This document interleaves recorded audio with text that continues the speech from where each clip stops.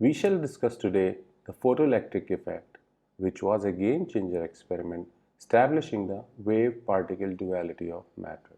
The desired outcome of this experiment is the study of photoelectric effect.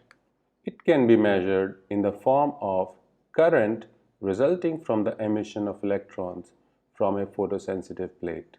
This happens when a light of sufficiently small wavelength or high frequency is incident on the photosensitive plate. The electrons emitted are collected at the other plate by applying sufficient potential difference across the two plates. Let us look at the experimental setup. Basically, it consists of an evacuated discharge tube having a photosensitive plate, which is the emitter plate, and another plate, which is the collector plate. Emitter plate is referred to as C here, and the collector plate is referred to as A. A monochromatic light, or a light having single dominant wavelength of sufficiently small wavelength value, is incident directly on the emitter plate through a quartz window. We can also use a white light instead of a monochromatic light, but it needs to be passed through different colored filters to create an effect similar to a monochromatic light. The cathode plate is the emitter plate and is made up of a photosensitive material which readily emits electrons or photoelectrons. Certain metals like zinc, cadmium and magnesium, etc., they only respond to ultraviolet light, which is having a short wavelength to create the desired electron emission from the surface. However, some alkali metals such as lithium, sodium, potassium, cesium, rubidium are photosensitive to even visible light. They make up for a great choice for this experiment. The electrons are emitted by the emitter plate C and collected by the plate A by applying an electric field created by the battery. The battery maintains the potential difference between the two plates, which can be varied by adjusting the resistance using the rheostat.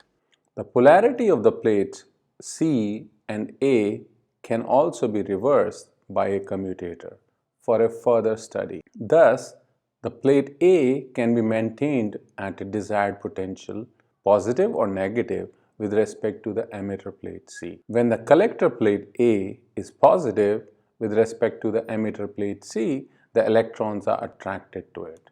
The emission of electrons causes flow of electric current in the circuit. The resulting photoelectric current flowing in the circuit is measured by a microammeter, since the desired current would be of low magnitude. The variables of this experiment are as follows. Number 1, the intensity of light can be varied by increasing or decreasing the brightness of light. Number 2, frequency of light can be changed by changing the color of the monochromatic light or by changing the color of the filter.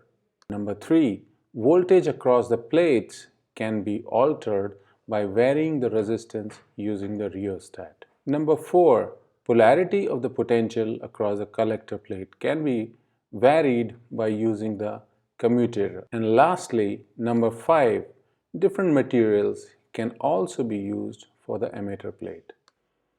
Let us understand now what can be analyzed as part of this experiment. Number 1, this experiment can be used to study the effect of intensity of light on the magnitude of photoelectric current. Number 2, it can be used to study the effect of frequency of light on the magnitude of photoelectric current. Number 3, the effect of potential difference across the plates on the magnitude of photoelectric current. Number 4, the effect of applying negative potential across the collector plate to estimate the stopping potential, which is the potential at which no photoelectric current flows through the circuit. And lastly, It can also be used to study the effect of frequency on the stopping potential for different materials. In the next part, we will try and understand each of the above points in greater detail. Till then, keep learning.